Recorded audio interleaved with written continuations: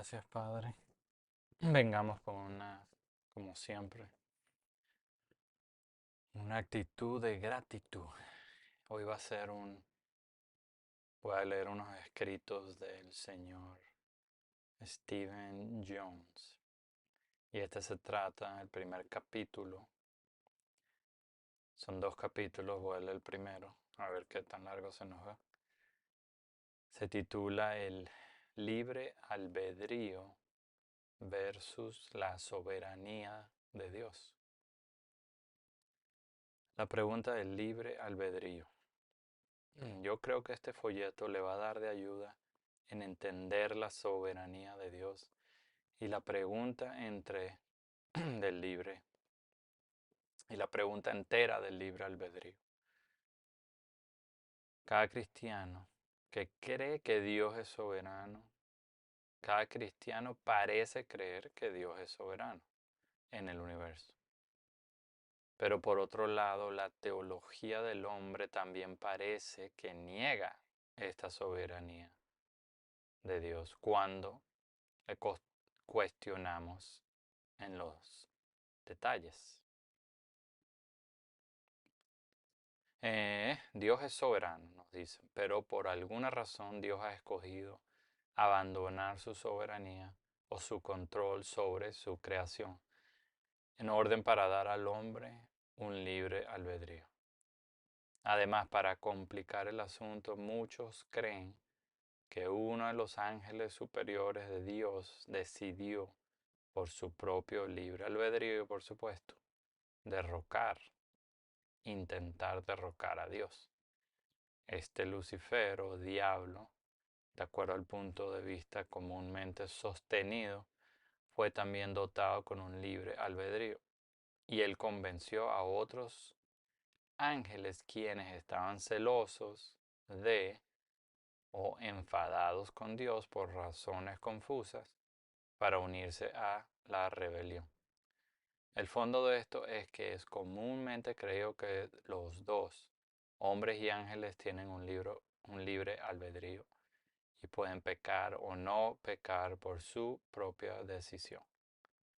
Nosotros, si vamos a la Biblia, la palabra de Dios, vemos que al hombre se le dijo que escogiera lo que es bueno y que evitara lo que es malo. El hombre sí tiene una voluntad. No hay pregunta acerca de esto. Es comúnmente creído que si el hombre tiene una voluntad del todo, entonces debería de ser totalmente libre. El problema entonces es que se nos ha dicho en Juan capítulo 6, verso 44, que ningún hombre es capaz de venir al Padre excepto que el Padre no lo atraiga.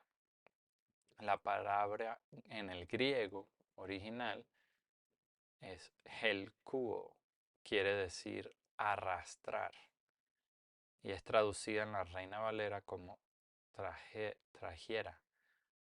Juan 6:44, ninguno puede venir a mí si el Padre que me envió no le trajera. Helko. Y yo le resucitaré en el día postrero. Nuevo Testamento, número 1670, esa palabra en el griego. Helkuo o helko, probablemente semejante a NT 138, arrastrar, literal o figurativamente. Tú vas a encontrar esta misma palabra usada en otras partes de la Biblia, como en Juan 21, capítulo 21, verso 6. Él les dijo, echad la red a la derecha de la barca y hallaréis. Entonces la echaron y ya no la podían sacar, o helco, por la gran cantidad de peces. La misma idea es expresada cuando los pescadores arrastran sus redes. Ahí hay pescado en la red y el pescado no tiene gran cantidad de libre albedrío. para escapar una vez que han sido capturados en la red. El pescado no sabe esto, pero nosotros, de una más alta inteligencia, pero nosotros, siendo dotados de de una inteligencia más alta, lo sabemos, lo entendemos. También encuentras esta misma palabra en Santiago 2, capítulo 2, verso 6. Pero vosotros habéis afrentado al pobre. No os oprimen los ricos y no son ellos mismos los que os arrastran a los tribunales. Los opresores ricos y poderosos vienen tocando en tu puerta y te dicen, aquí tienes una decisión. Nos gustaría que usted viniera a nuestra corte porque queremos poner una demanda sobre usted. Yo no creo que ellos le den a alguien el libre albedrío de opinión para rehusar. Ellos lo esposan y lo arrastran a la corte. Ese es el tema de Santiago 2, que quiere decir arrastrar. Para arrastrar implica que ellos no tienen mucho libre albedrío en el asunto. Ellos pueden pelear y gritar todo lo que quieran, pero no es su decisión para hacer. Alguien de una más alta autoridad ha hecho ya la decisión por ellos y ellos son forzados a cumplir. Juan, verso 12, capítulo 12, verso 32. Y yo, si fuera levantado de la tierra, a todos atraeré, Helco, a mí mismo. Aquí Jesús usa la misma palabra, arrastrar. Esto no suena como si el hombre tuviera mucho que decir en el asunto. En otras palabras, si la expresión arrastrar implica que el rico y poderoso están arrastrando a corto, o la red está arrastrando pescado dentro del bote, entonces los que han sido arrastrados han tenido su libre albedrío anulado por una más alta voluntad. Por lo tanto, podemos decir que si Jesús fue levantado, esto es en la cruz, lo cual Él fue. Él va a arrastrar a todo hombre a Él mismo, justamente como Él plenamente lo dijo. Él lo hará. ¿Qué hace esto al libre albedrío? La palabra atraer, el realmente no permite hacer mucho en la manera de libre albedrío. Juan 6:37, todo lo que el Padre me da vendrá a mí, y al que a mí viene no le echo fuera. A quien quiera que el Padre ha dado a Cristo, va a venir a Él. En otras palabras, esos quienes deciden venir a Cristo por su propio libre albedrío son la gente a quien el Padre le ha dado a Él ya. Hay alguien detrás de la escena quien ha hablado a esa gente y por lo tanto su responder es, yo creo que quiero venir a Cristo. Ellos piensan que es todo por su libre albedrío propiamente. Sin embargo, Dios ha jugado un papel escondido en el fondo, escogiendo permanecer anónimo. Dios los ha escogido, así ellos en torno van a escoger a Dios, pareciendo de su propio libre albedrío. Dios preserva esta ilusión del libre albedrío y esto nos da la idea de que todos nosotros hemos decidido nuestro propio curso. Nosotros sostenemos esta ilusión del libre albedrío en nuestra inmadurez.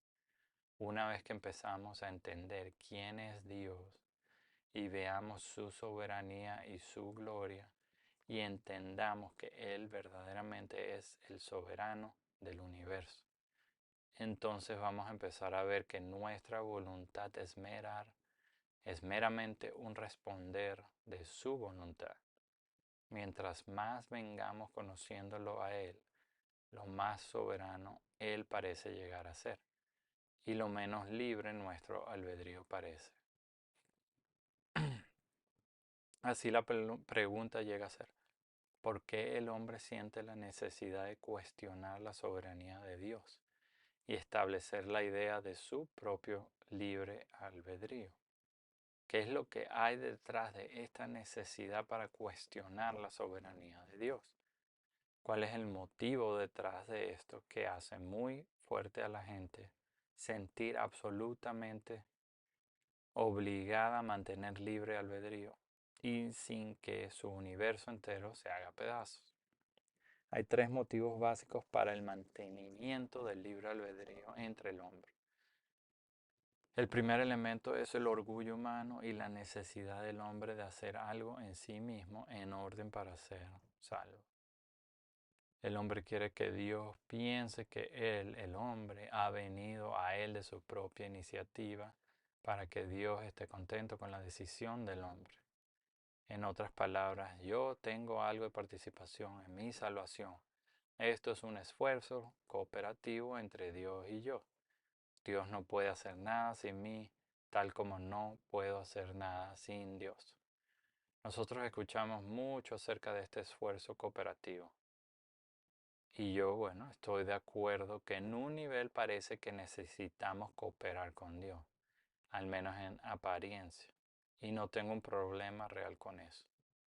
Mi pregunta es, ¿quién es el que implantó la idea dentro de nuestros corazones para hacernos cooperar con Dios?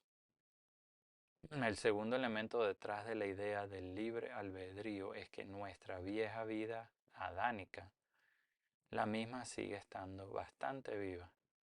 Esta vida misma quiere mantenerse por sí y sobrevivir, no quiere morir. Esta es la mente carnal y esta usa el ego del hombre para enfocarse sobre el hombre. Esto hace la voluntad del hombre el creador de todas sus decisiones. El hombre llega a ser la medida de todas las cosas, como los filósofos han dicho. Esencialmente, a su corazón es un punto de vista humanístico del mundo. Terceramente, y tal vez la más importante para nuestro propósito, la razón por la idea de libre albedrío es la necesidad para explicar la existencia del mal en el mundo, en una manera que no hace a Dios responsable de esto. En otras palabras, si Dios es soberano, somos preguntados, entonces, ¿por qué Él permite todo este sufrimiento humano que se lleva a cabo? La gente siempre trae todos los cuentos terribles que pasan y que continúan pasando. Si Dios realmente fuera soberano, entonces ¿por qué no hace Él algo acerca de los problemas del mundo? Seguramente Él no puede ser tenido responsable.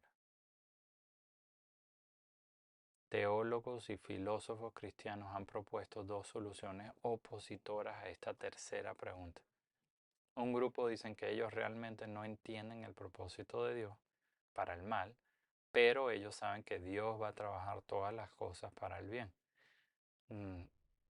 Nos lo muestra en Pablo en Romanos capítulo 8, verso 28. La otra solución es que Dios no es realmente responsable, que todo es causado por la humanidad y por el diablo, quien los inspira. Pero en Jeremías vemos algo distinto. En el capítulo 31, verso 18 al 19 dice, escuchando he oído a Efraín, que se lamentaba. Me azotaste y fui castigado. Como novillo indómito, conviérteme y seré convertido, porque tú eres Jehová, mi Dios. Porque después que me aparté tuve arrepentimiento, y después que reconocí mi falta, herí mi muslo.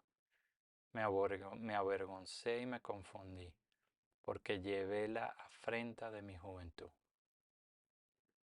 Por el Espíritu, Jeremías escuchó a Efraín orando como novillo indómito, que estaba arando una tierra para que Dios lo convirtiera y él iba a ser convertido. Convertir quiere decir arrepentir, ir en otra dirección.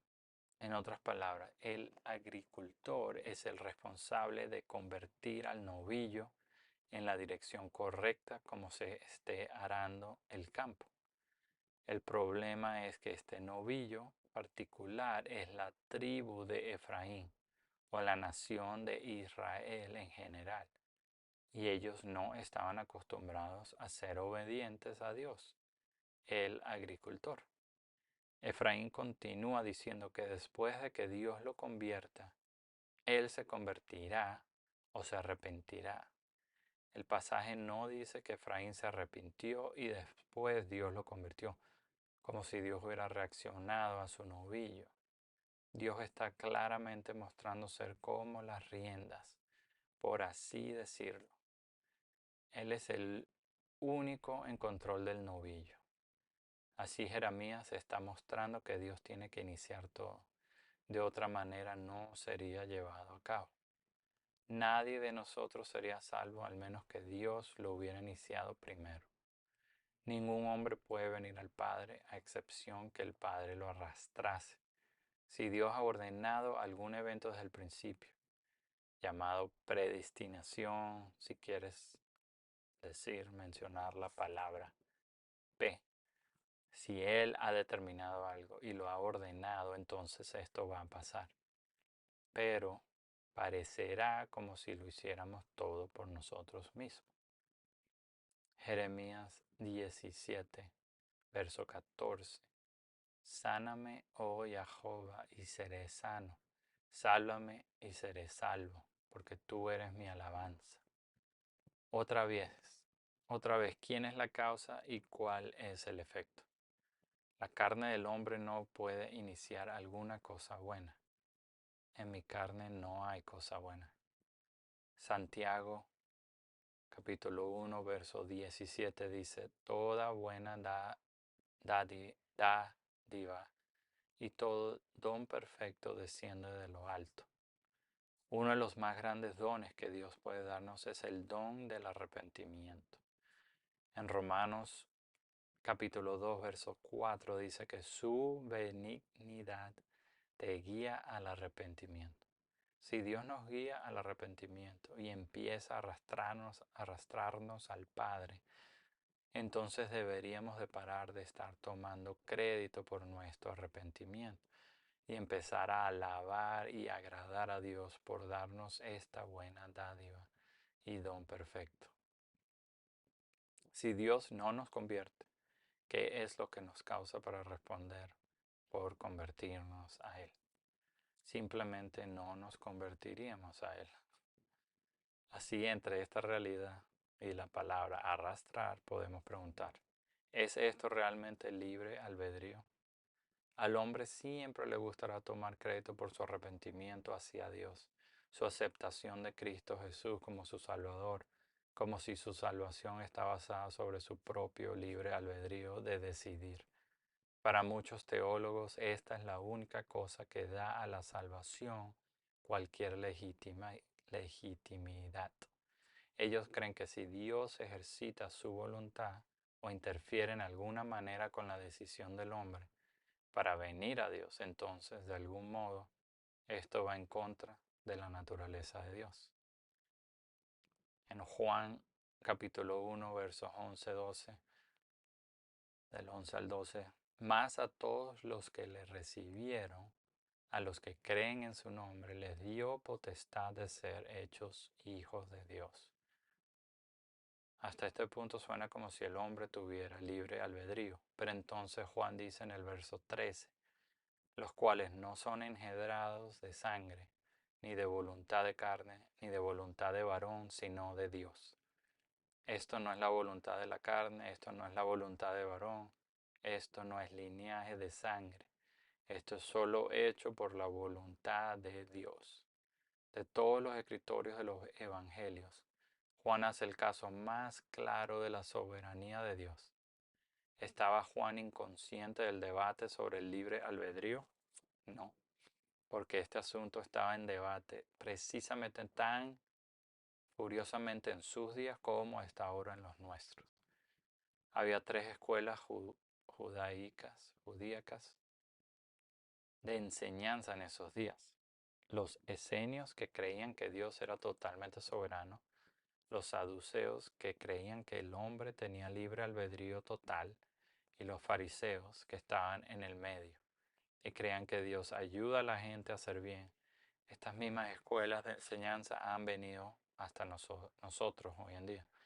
Por supuesto, recuerdas en Efesios capítulo 1, verso 11, que Dios hace todas las cosas de según al designio de su voluntad. Efesios 1:11.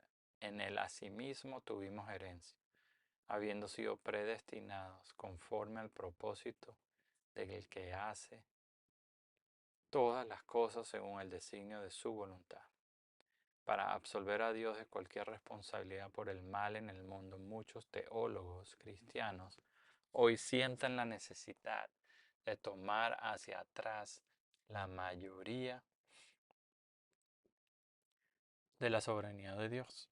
Primero ellos atribuyen la soberanía a Dios y después toman la soberanía hacia atrás y dan la mayor parte de la misma al diablo y al hombre. El libre albedrío, cuando se toma en su conclusión lógica, remueve toda la soberanía de Dios, dejando a Dios totalmente impotente para hacer algo, menos estar a la línea de banda y amenazar a la gente con un castigo cada vez más incrementado. Él está ahí y espera y espera y espera que alguien escuche, pero Él es impotente para realmente hacer algo.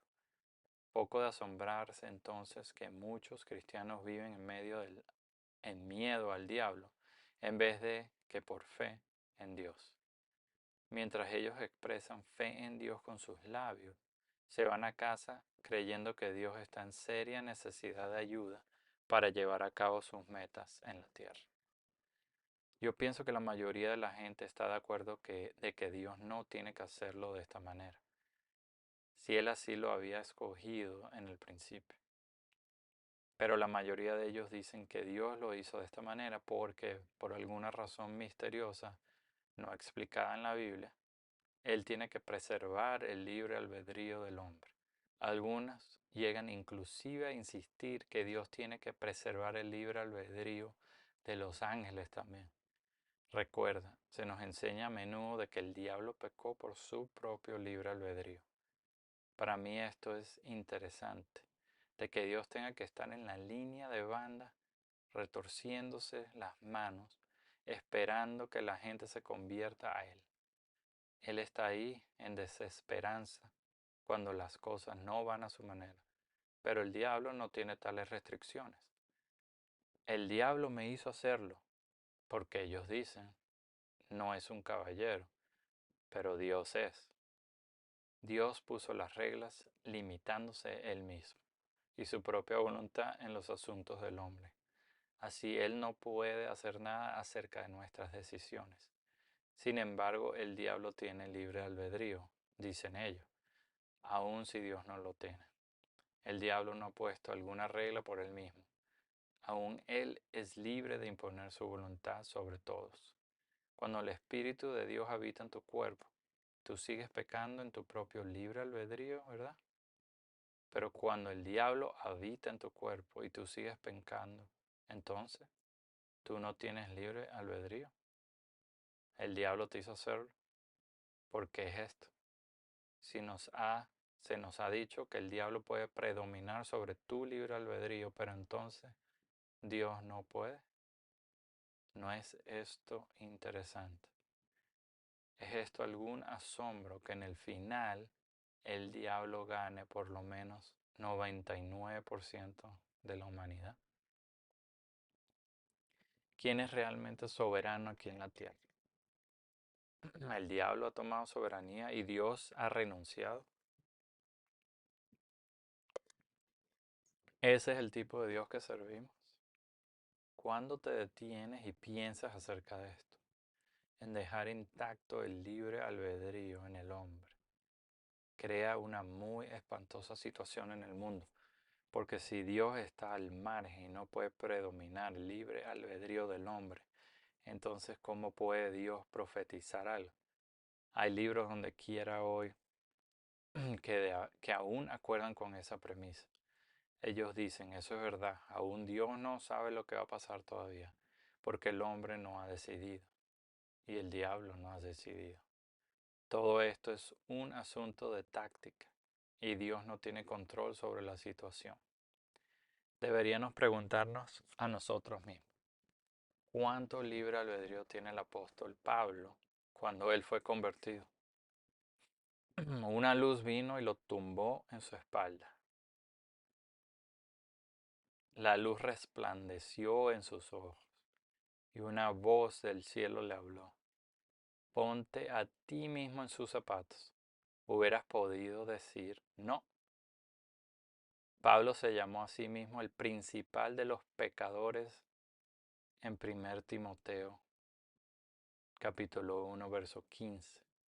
Dios salvó al principal de los pecadores tumbándolo al piso, reclutándolo y diciéndole, tú me vas a seguir desde ahora en adelante, anulando totalmente el libre albedrío de Pablo. Esto pudiera ser tratado como una excepción de la regla. Pero pregúntate a ti mismo una cosa, ¿qué sería si Dios hiciera eso a cada ser humano en el mundo? ¿Cuántos no cristianos tendría el mundo hoy? Si las reglas del libre albedrío hubieran sido establecidas, entonces, aparentemente Dios puso a un lado esas reglas cuando vino al apóstol Pablo. Esto no es justo. ¿Cómo puede alguien creer que Dios realmente quiere salvar toda la humanidad y sin embargo revelarse Él mismo solo a unos cuantos? Si Él realmente amara a toda la humanidad, ¿no haría Él con todo el hombre como Él lo hizo con Pablo? La realidad del asunto es que si Dios quisiera salvar a cada uno en este mismo día, Él podría hacerlo muy fácilmente. Todo lo que Él tendría que hacer es repetir lo que hizo el apóstol Pablo. Tumbar a todos al suelo y decir, yo soy Jesús, a quien tú persigues. ¿Quién disputaría con Él? De hecho, mira unas situaciones menores. Cada vez que hay un encuentro genuino de arrepentimiento, donde el Espíritu Santo se mueve en poder, tú los miras convirtiéndose a Él y arrepintiéndose, porque Dios no lo hace así todo el tiempo. No tendríamos la situación así en el mundo si Él lo hubiera hecho, pero Él ha escogido no hacerlo así. Cuando el mundo viene y dice que no cree en un Dios, quien permitiría que pasaran todas esas cosas malas, ellos podrían tener un punto porque Dios podría pararlo a cualquier punto que Él decidiera. Pero a la iglesia no le gusta esa solución. Su solución es que Dios no es responsable, porque Dios es básicamente incapaz. Sé seguro de ti mismo. Dios no es incapaz. Dios es soberano. Y Él puede cambiar los efectos del mal a cualquier tiempo que Él quiera. El mundo seguidamente está más justificado que la iglesia porque ellos por lo menos asumen que Dios tendría que ser realmente soberano si Él es Dios del todo. La iglesia a menudo quiere diluir su soberanía hasta el punto donde Dios es totalmente impotente, un gigante incapacitado en el cielo. La cuestión no está resuelta por remover la soberanía de Dios. La cuestión está resuelta por entender por qué Dios hace las cosas de la manera que Él hace. Eso toma más estudio y más trabajo, y conociendo quién es Dios en orden para entender la solución real para los problemas del mundo. El pecado es registrado como una deuda. Sabemos que todo pecado es registrado como una deuda. Cuando nosotros pecamos obtenemos una deuda hacia la ley. La ley ha puesto sus leyes de responsabilidad para que así, si tú pecas en contra de tu prójimo, le debes restitución. Por lo tanto, es registrado como una deuda. Esto es el por qué Jesús les enseñó a sus discípulos a orar y perdónanos nuestras deudas como también nosotros perdonamos a nuestros deudores. Mateo 6:12. La versión de Lucas en el Evangelio dice, y perdónanos nuestros pecados, porque también nosotros perdonamos a todos los que nos deben. Dios registra el pecado en términos de deuda. En la manera de pensar del hombre, la deuda continúa por siempre y para siempre. Es siempre castigo eterno. Pero las leyes de Dios no son de esa manera. Y el hombre tiene el descaro de decir que el Dios del Antiguo Testamento era sin amor y sin misericordia. Nosotros somos como el hombre en Mateo 18, quien debía 10.000 talentos, una enorme deuda que él no podría pagar. Así el hombre, su esposa, sus hijos y todo lo que tenía fue vendido por el pago. Mateo 18, verso 23 al 25. Por lo cual el reino de los cielos es semejante a un rey que quiso hacer cuentas con sus siervos. Y comenzando a hacer cuentas, le fue presentado uno que le debía 10.000 talentos. A este, como no pudo pagar, ordenó su señor venderle y a su mujer e hijos y todo lo que tenía, para que se le pagase la deuda. Piensa acerca de esto. A Adán le fue dada una esposa, hijos y dominio sobre toda la tierra. Esto representa todo lo que tenía, todo da la tierra. Cuando pecó, todo lo que tenía fue vendido al pecado, y el pecado detuvo la deuda hasta que Cristo pagó esa deuda. Pero porque Cristo pagó nuestra deuda, ahora nosotros llegamos a ser sus siervos, como justamente le describe Pablo mismo en Romanos capítulo 1, verso 1. Pablo, siervo de Jesucristo, llamado a ser apóstol, apartado para el Evangelio de Dios. El jubileo termina toda deuda. ¿Cuánto tiempo la deuda iba a durar para el hombre en la parábola de Mateo 18? Hay un año de jubileo que limita toda responsabilidad por la deuda. Esto es la ley de Dios. Nosotros no tenemos la autoridad o la soberanía que pueda permitirnos vendernos nosotros mismos dentro de una deuda, tanto que el año del jubileo no pueda librarnos. Nosotros no tenemos ese derecho. Tampoco nunca hemos tenido ese derecho a autoridad porque no nos pertenecemos. Tú no te perteneces a ti mismo. Tú tienes autoridad limitada sobre ti mismo. Y cuando tú te casas, tú compartes a tu esposa aún más de tu autoridad. La propiedad es por último de Dios. Dios es dueño. Nosotros tenemos solo autoridad limitada.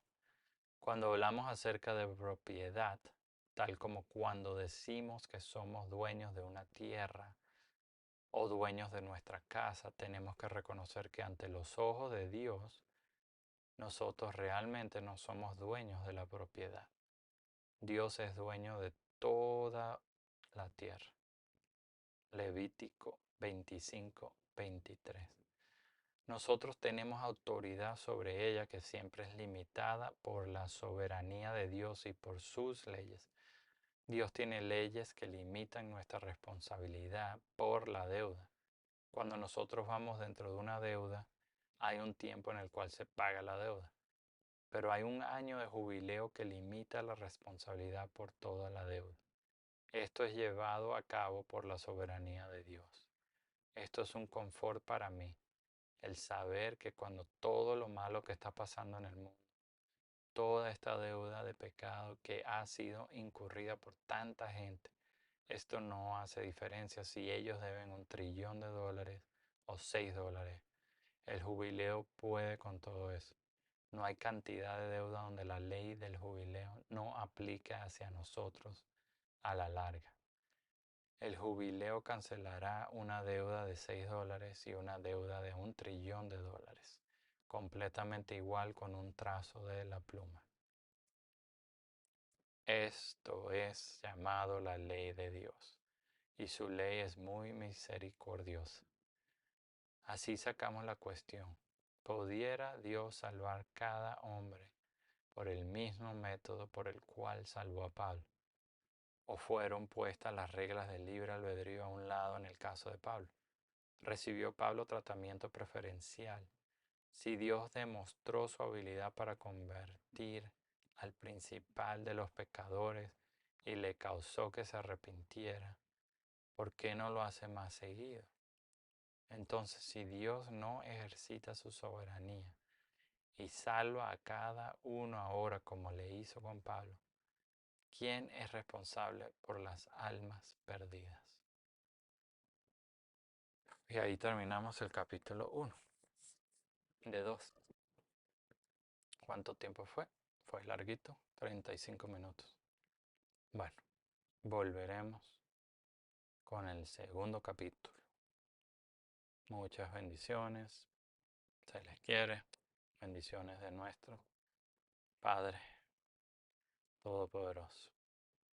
Amén. Hasta luego. Chao, chao.